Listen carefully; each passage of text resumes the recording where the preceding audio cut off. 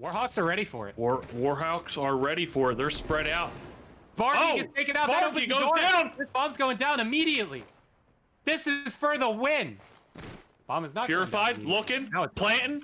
They're gonna get. They're down to gonna this. get the Bomb's coming plant. down. Drexy needs to peek this. Purified gets out with his life. There are 3 Warhawks together. No one is near this point. The trophy goes down. He gets the flash on Purified. He's too far out. If this bomb doesn't get defused, Colonials will be our champions. Fees gets taken out. Fees down. It's It's 4-2 for this win.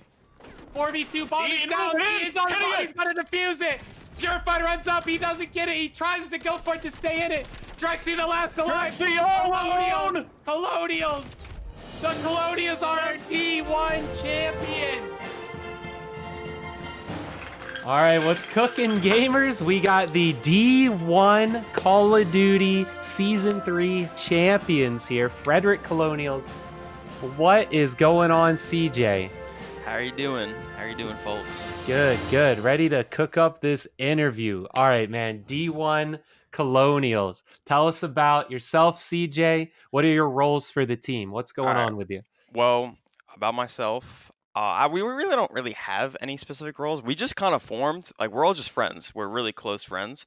So we just kind of formed to have fun. We had no expectations coming into this. Like we had a lot of fun going into this. So we had no expectations of winning. I don't know how we did, but we'll talk about that later. But we don't really have roles. For the respawn, I guess, like because I'm more knowledgeable on respawn. I coach in the challenger scene, which is for like higher level competitive stuff. So I coach a lot of teams for that. So like I'm very knowledgeable on respawn. And then Swizzy, he's more of like the S&D leader.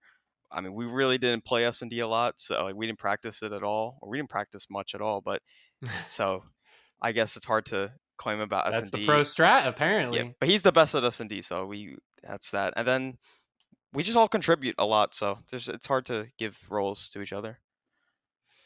Okay. So who's the captain for your team? You said you coach challengers. Is that calling you then? Well, I mean, technically, Joe's the captain. Joe Wag, Purified. Okay. But in game, like I don't know. We all give our own, like we don't really need an IGO. We all give like our own call outs. I guess for like I said, for respawn it'd be me probably, and then for S&D it'd be Swizz. Okay. So Purified, just sets up the scrim, sets up the games, picks Yeah. maps and stuff, and you guys, depending on what game mode you're in, one of you guys take the lead that are more experienced. Oh, okay. Cool. Now, how do you feel being a new team? Frederick Colonials, this is your first season playing.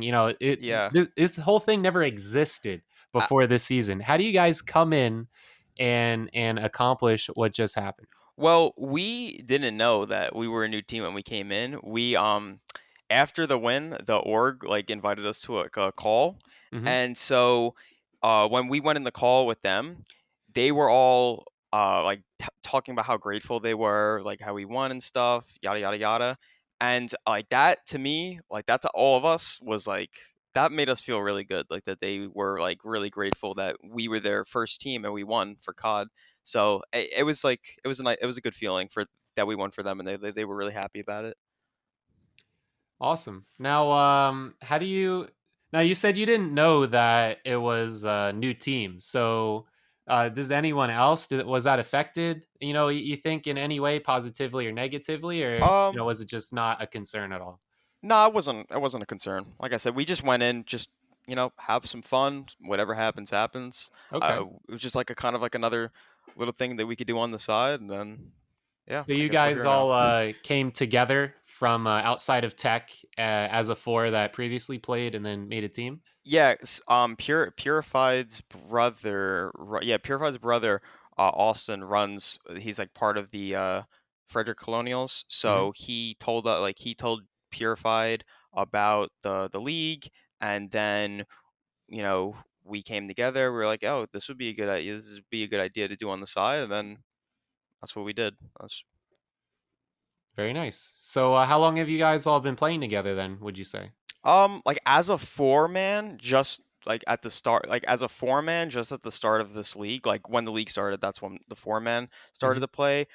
I met Swizz and Purified last year, and the same thing with Ivan Evil. He met all of us last year.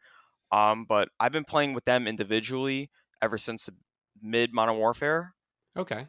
and same vice versa for them too. So that's quite a bit of time, outside of tech, getting to know each other and then Yeah. bringing all that experience together. Like you said, not practicing, Hmm. and whatnot, but you had that Oh, longevity of yeah, yeah. that cohesion of working together beforehand. That definitely helped us. Definitely helped us too because I mean, I've seen like I would go back and watch other teams' streams when we beat them, and like other teams would lose, like they'd start losing full, start like yelling at each other. I mean, one team even broke up when we beat Wow, them, and so that's got we to feel we good. we never like we never really we never yelled at each other. I mean, okay, that's kind of a lie, and they're gonna tell me that it's a lie because I yelled at them all the time. But like we Uh-huh. never like seriously get mad at each other. We always like it's just we're friends. Just So the passion coming out. yeah, I Yeah. guess we're friends though. So it's like that'll never happen. Like it's not gonna Yeah, break anybody up. everyone knows, it ain't real. You were just Yeah, here trying to accomplish the same goal, and you yeah. accomplished the goal. So it was all in good effort. Where would you say your team was the strongest? Now you said certain players were good at certain modes and took the Oh lead. yeah. What Oh, would you say was your strongest point as a team together? hard point for sure. Hmm. Absolutely hard point. Yeah, hard point. I thought we were a good control team too, but obviously we lost the control. In where did we lose the control? Did we lose the control in the? I forgot. Yeah, we did lose the control in the You finals. Yeah, did. we did. Hmm. Okay, and then yeah, hard point's definitely our strongest without a doubt. I thought we were a good control team, and to be honest with you, I mean I'm probably gonna get flack, but I think we're a good S&D team too because we just did. Whenever we practice, we would beat all the teams like. Well, if we practice S&D, like there was one day we had a league match and we practiced S&D the day before. It was our first time we practiced it and actually had setups. We beat Hmm. them. And then as soon as we stopped practicing it, we just like everything went downhill. And that's the one game mode you would need like high tier communication and setups and just everybody needs to be on the same page and we were never on the Yeah. same page. Like I personally was clueless. Like I'd be like, "Will, where are you guys watching? Like, what's going on here?" I'd be like, "I thought you were watching that," and the next thing I know, I'm getting shot from 10,000 different angles. Yeah. So with your S&D, you saying that's possible strong suit. Clearly, hard point is your strong suit. Game Yeah. one, you take it 250 to 220, close game. Showing up in the finals. But Frederick taking that first round. What's the team like? Going against the Warhawks, getting that first round. What were the comms like? What were you guys saying to each other? Round one of playoffs, we actually had. Okay, I'm not gonna say we, but we had like sort of a beef with them. From the last league play, so that felt like nice. It's like a it was nice to beat them, and then afterwards, like looking forward into it, we're like, okay. I mean, I don't know how that happened, but we're here now, and then we just kind of took it by the day.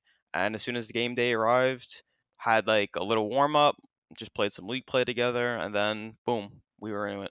So what was your record going in to Horrible. It the was like three finals? and eight or something like that. I don't know. Oh, I was gonna get into. I wanted to touch on that too Hmm. because Yeah. that's another thing. So the record situation was it. That's a like a false. That doesn't really reflect anything. So So what happened there? with our during the season, um, we got forfeited for absolute nonsense. Like Ooh, we let's like hear it. there was one game we win the hard point. We blew them out. Like it was like 250 to like 100. Yeah, hard points your game, of Yeah, course. we were. Well, I'm not saying it like that, but we just blew them out. It was like it was a clean game. And Hmm. then next thing I know, we're getting forfeited because one of our players had purple bullets. Ah, the And tracer rounds. Yep. then I mean, no, it's not their fault. Like that's if that's the rules, that's the rules. But our captain, on the other hand, did not tell us. He didn't tell us any of the rule updates. So that was one thing. We lose because we're getting forfeited. Darn. The next thing was we played another team, and this is the first week streaks actually came back into the rules. Hmm. Once again, we were told that we couldn't use streaks by our captain. So me and Evo during the hard points, we had all of our streaks. We were fully streaked out. It was heading into a hill that was wide out in the open, so all the missiles that we could call in would have wiped them.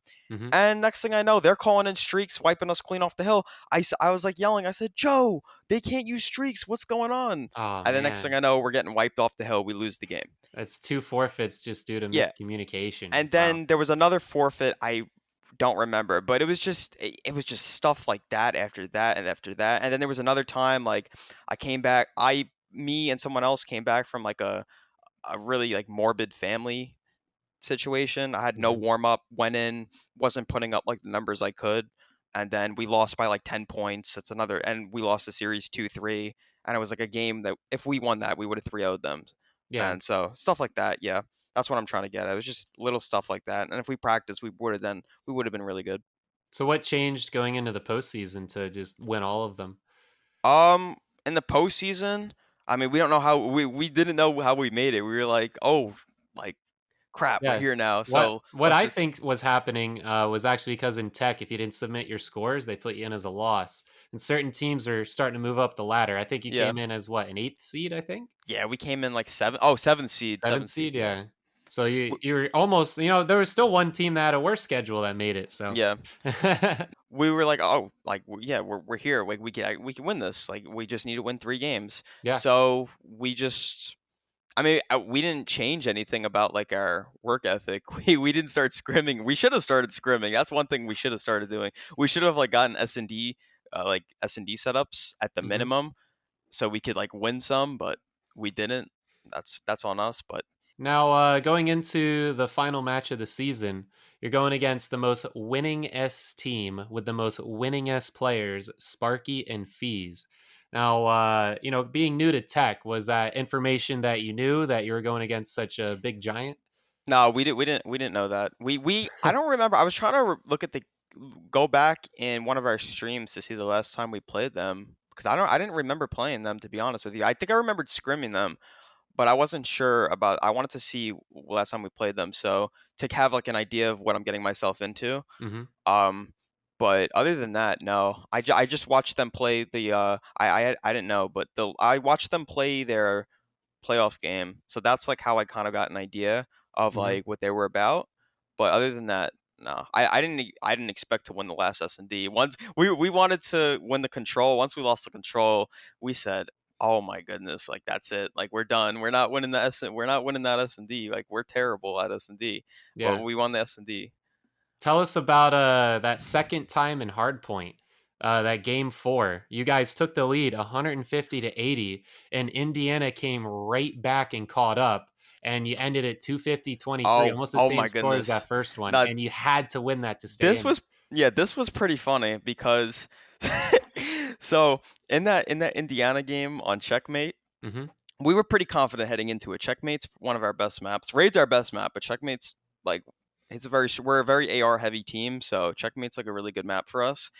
And it came down if we just held one rotation. So I yelled at my team because I saw the score line and I knew where it would go if we let go of one of the hills.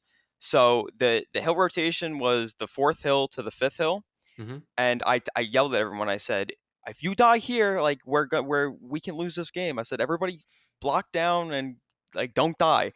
Literally 3 seconds after that, I swear to God, everybody died. The entire team just died 3 seconds after I said that, You gave him the and I strat, was don't die. I mean, what happened? no, I told because it was more about like I was telling them positions to go to, Yeah, of stuff course, like yeah. that, and then I don't know what happened, but and then next thing I know, I'm alone in the back. 3 people are looking for me. We lose the fourth hill, and then the fifth hill is a money hill, which is why I was like so emphasized on keeping that hill. And then they Mhm. get back through the fifth hill, and then the game just came tumbling back. They were a good team, but all the teams were good, solid teams. I would say everyone really took you serious after you beat Yo, the Isles, because the Isles were picked to go against the Yetis in the final, and then the yeah, I saw. Warhawks big battle against the Yetis, and Yeah, then end up against you. I don't know what they were thinking. Maybe they're like, oh, this might be easy if they were taking you serious. But that first game on Hardpoint, you guys took Sparky and Fees like they were laying down. Like they both went negative. Fees I think ended up double negative at the end of it. and Colonials, you guys had the whole fan base after you, and I was Yeah. casting that game as well. I What an amazing game to cast. I liked everybody. Like I liked everybody who we played, talked to. Like everybody was super nice in this league. All the teams were fun to play against. Everybody was super Yeah. fun. Like Yeah, it was Sparky the and the boys, they're very professional. yeah, You guys came they were out very nice. Yeah. professional.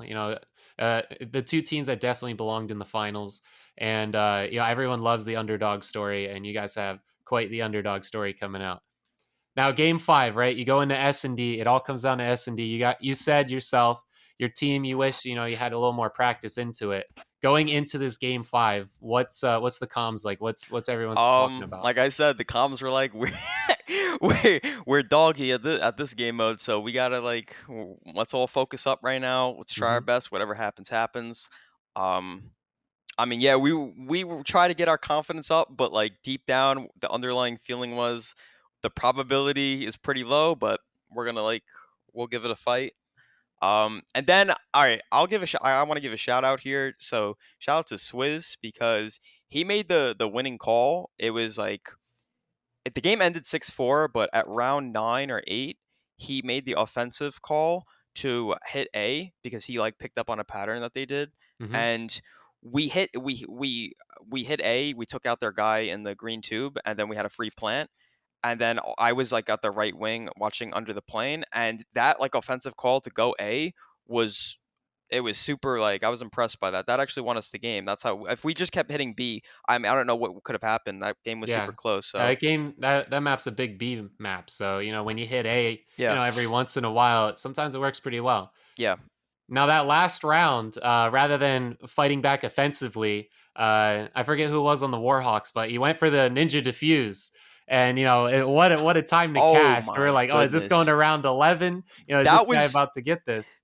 are you talking about? So I was in green tube watching A. He snuck under. He literally snuck under my line of sight by like two Yeah, millimeters. Oh everything my was like so goodness. bare, so like just everything was just wow. If you were looking this way 1 degree more, you would have seen it. It was we were like, This who is he is gonna get this? yeah. That's something I talk about all the time with everybody, basically everybody I know. I talk about this all the time with S&D. S&D to me is my least favorite game mode because of how impactful stuff like that is in the game.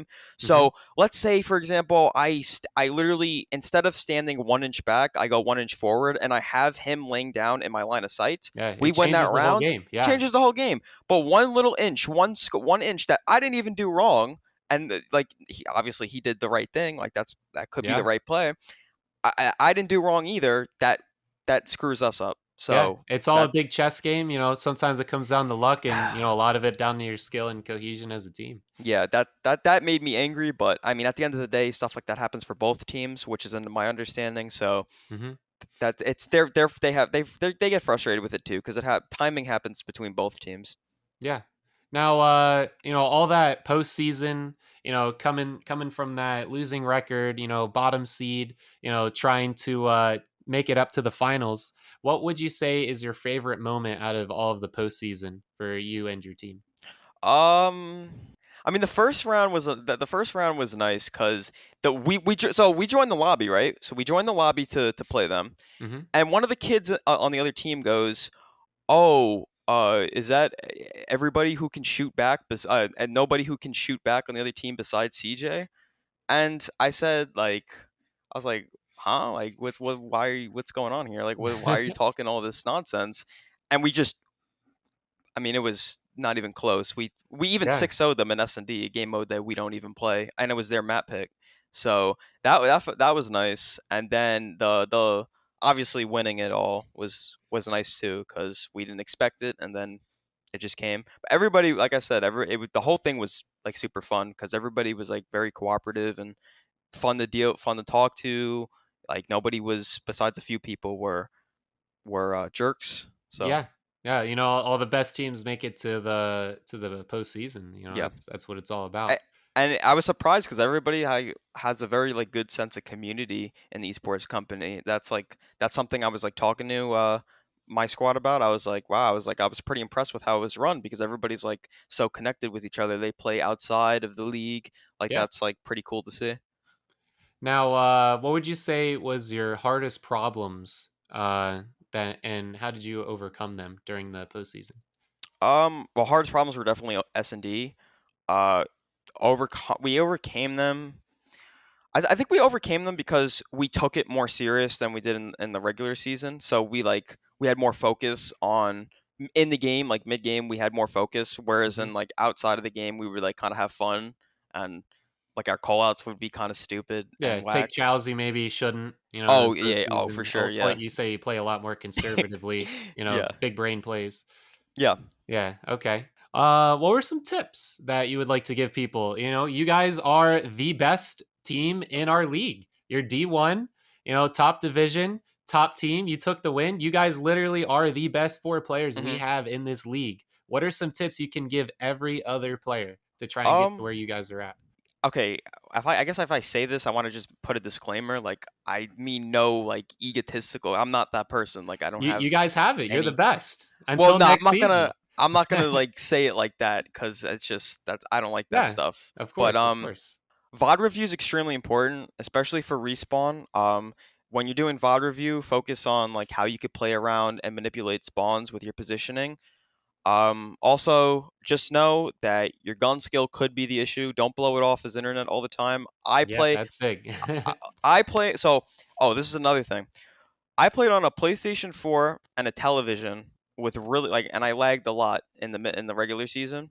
Hmm. And we were like, I was still putting up numbers, like we were still playing teams close, and like a lot of times other teams would complain to us, telling me like I was some internet god and my setup was godly. I said, hey, what's your Twitter? You want me to DM you a pic of like what I play on?